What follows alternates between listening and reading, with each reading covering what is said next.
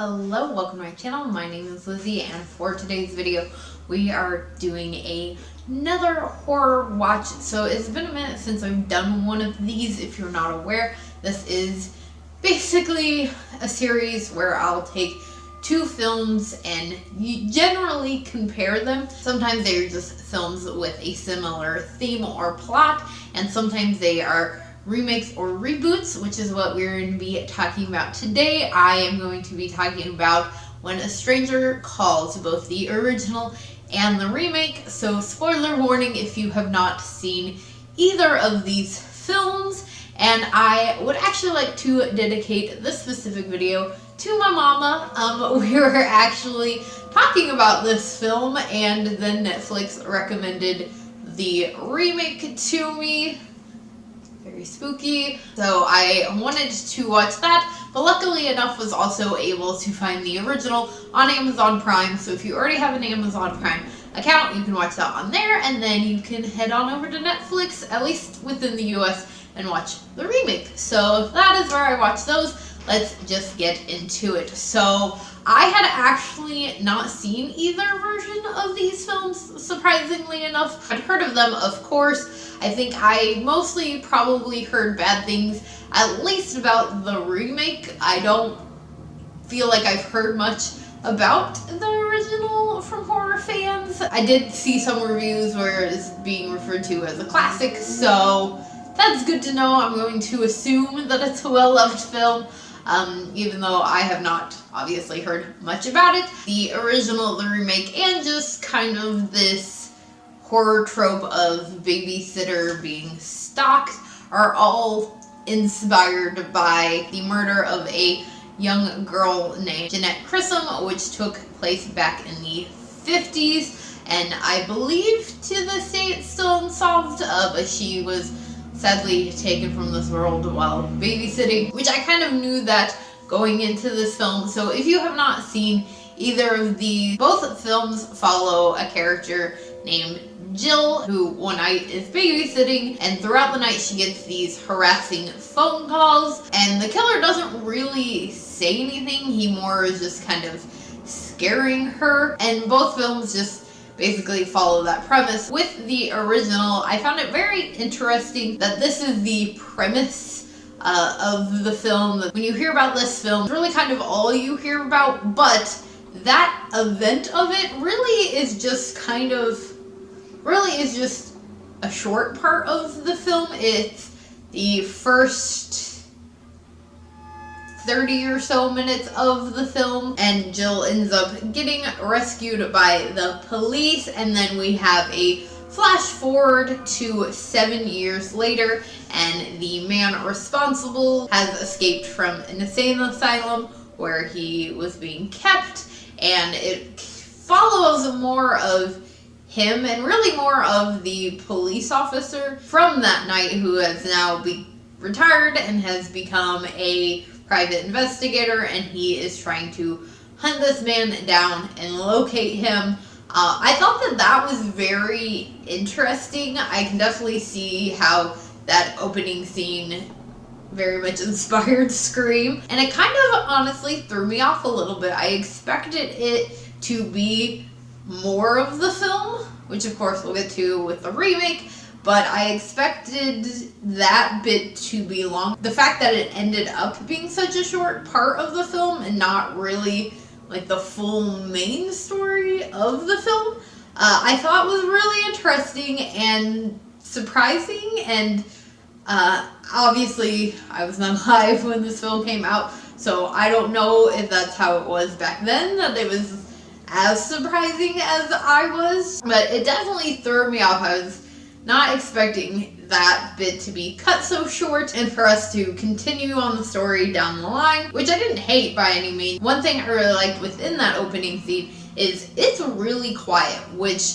I feel like you're not used to in a horror film. There's almost always some sort of background noise, creepy music going on. They kept it silent. Even at times when Tracy was speaking, she was very quiet. There's times where she's kind of mumbling to herself, and it's very silent. And so every time that phone rings, it has an impact because it is the loudest part. There were definitely parts where like I have to turn my volume down on my laptop because the ring would be so loud. So you're getting just as spooked by the phone call as Jill is, and just waiting for it every single time it happens, and it's way more impactful that way.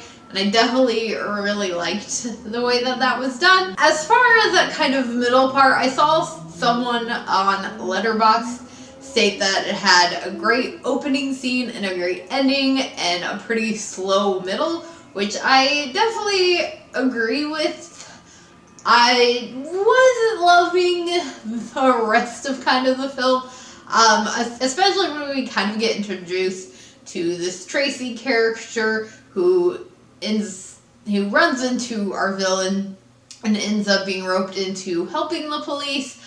I had nothing really wrong with her. It bothered me though that after her interaction and she agrees to help the police, that after she sits at the bar basically being the police's bait for this guy and is waiting for him to show up, he doesn't, so she goes back to his apartment, which our private detective meets her there, and he tells her to like lock up and, you know, don't answer the door for anybody, but as long as you lock up, you'll be safe, which is basically what he told Jill in the beginning of the film. And so that bothered me because I would think that all these years later, he would have learned his lesson and he would have like gone into the apartment and looked around first, which he didn't, and that part just really bothered me so much. But generally, I did actually end up enjoying this film. I thought that it was really good. I like a good slasher film. If you saw my previous review for There's Someone in Your House, I did state that in that review I found that I mostly like the kind of whodunit of slasher films, which this one isn't really. It is in the beginning, which was probably why the beginning part was the best to me.